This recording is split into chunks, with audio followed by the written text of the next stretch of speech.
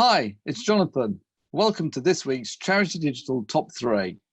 I'm going to start off by talking about elephants. And one of the biggest elephants in the room is money.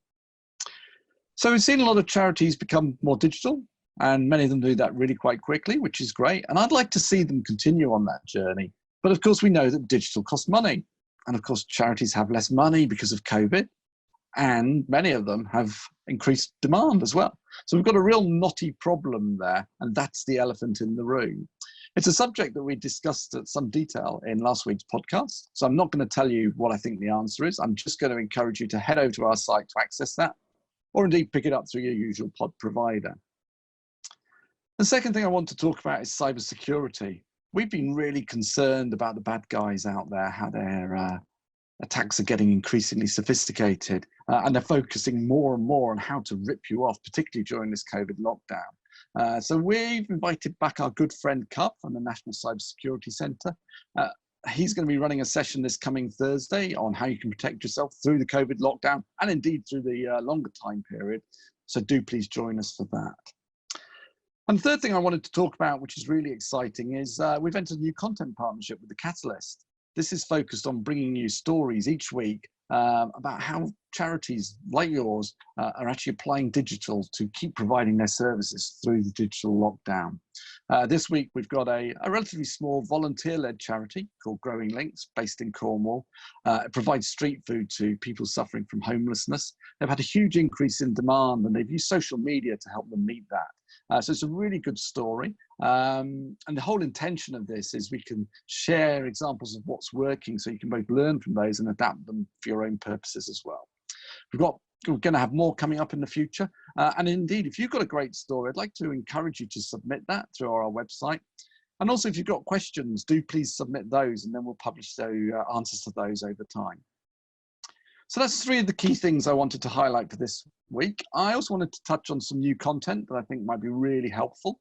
We've updated our best fundraising platforms article. This is a bit of a perennial favorite, but if you've not seen it before, head over and have a look. Or indeed, if you've just got a bit out of date, you might want to drop in and access it as well. The second is an article on using email marketing during the lockdown to increase your funds. So that's very relevant. And the third is the really important area of digital inclusion. This has actually got more important as charities have provided more services digitally. And there's a new toolkit which you can use to help you do that. So you can access all of that content through our website. Before I go, I also wanted to share my work from home tip for the week.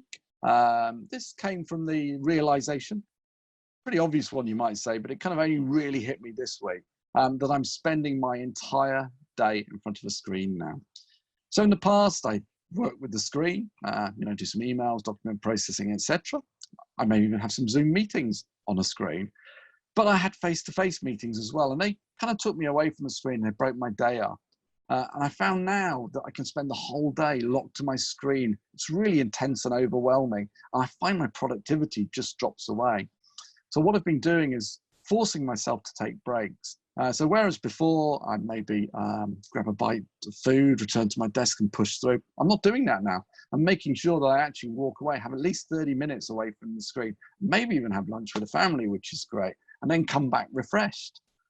And towards the end of the afternoon, if I've not finished, before I just kind of keep on pushing through, but I'm finding my productivity drops off dramatically.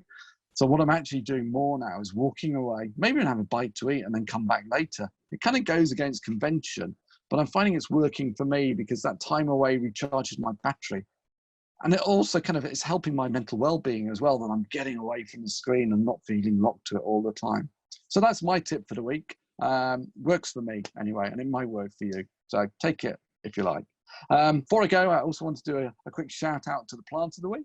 It's Ceanothus this week with this beautiful boating scene. Hope you like it, and hope you're going to join us again soon. Thank you and goodbye.